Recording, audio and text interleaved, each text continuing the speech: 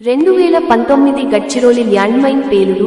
మహారాష్ట్రలోని విదర్భ ప్రాంతంలో రోడ్డు నిర్మాణ స్థలంలో మావోయిస్టులు వాహనాలకు నిప్పంటించిన కొన్ని గంటల తర్వాత పోలీసు వాహనం కింద ఒక ల్యాండ్మైన్ పేలింది. భారత వర్గాల సమాచారం ప్రకారం ఈ పేలుడులో 15 మంది పోలీసు సిబ్బంది మరియు డ్రైవర్ మరణించారు. 17-18-2021 సుక్మా, బీజాపూర్ ఆంబుష్ మావోయిస్టు వ్యతిరేక ఆపరేషన్ సమయంలో భద్రతా దళాలు మెరుపుదాడికి గురయ్యాయి. దీని ఫలితంగా తీవ్రమైన మరియు సుదీర్ఘమైన కాల్పులు జరిగాయి. భారత వర్గాల సమాచారం ప్రకారం 22 మంది సిబ్బంది మరణించారు మరియు 32 మంది గాయపడ్డారు. 17-2023 దంతెవాడ ఐఈడీ పేలుడు. మావోయిస్టు వ్యతిరేక ఆపరేషన్ నుండి తిరిగి వస్తున్న వాహనాన్ని లక్ష్యంగా చేసుకుని ఇంప్రూవైజ్డ్ ఎక్స్ప్లోజివ్ డివైస్ ఐఈడీ పేల్చింది. దీని వలన 10 మంది డిస్ట్రిక్ట్ రిజర్వ్ గార్డ్ డిఆర్జీ సిబ్బంది మరియు ఒక పౌర డ్రైవర్ మరణించారు. 17-2025 బీజాపూర్ ఐఈడీ దాడి. మావోయిస్టు వ్యతిరేక ఆపరేషన్ నుండి తిరిగి వస్తున్న వాహనంపై శక్తివంతమైన ఐఈడీ పేలుడు సంభవించింది.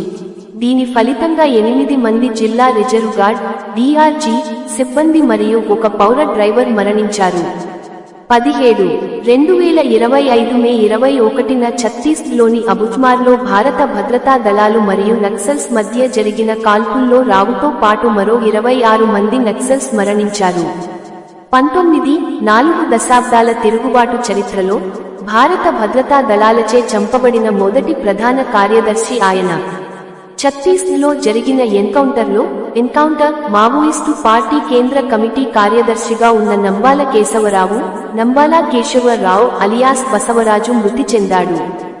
నంబాల మృతితో శ్రీకాకుళం జిల్లాలోని ఆయన స్వగ్రామం జియన్నపేటలో విషాదఛాయలు అలముకున్నాయి. సుమారు 5 దశాబ్దాలుగా ఉద్యమంలో పనిచేసిన కేశవరావు మృతి చెందారు అన్న వార్తను జియన్నపేట గ్రామస్తులు జీర్ణించుకోలేకపోతున్నారు. 50 ఏళ్ల నక్సల్స్ ప్రస్థానంలో నంబాలది కీలక పాత్ర అని చెప్పుకోవచ్చు. మారుమూల ప్రాంతం నుంచి జాతీయ స్థాయిలో నక్సల్స్ ఉద్యమాన్ని ముందుండి నడిపించే అగ్రనాయకుడిగా నంబాలకు పేరుంది. అలాంటి నంబాల ఎన్కౌంటర్లో మృతి చెందారని తెలిసి స్వగ్రామంలో విషాదం చోటు చేసుకుంది.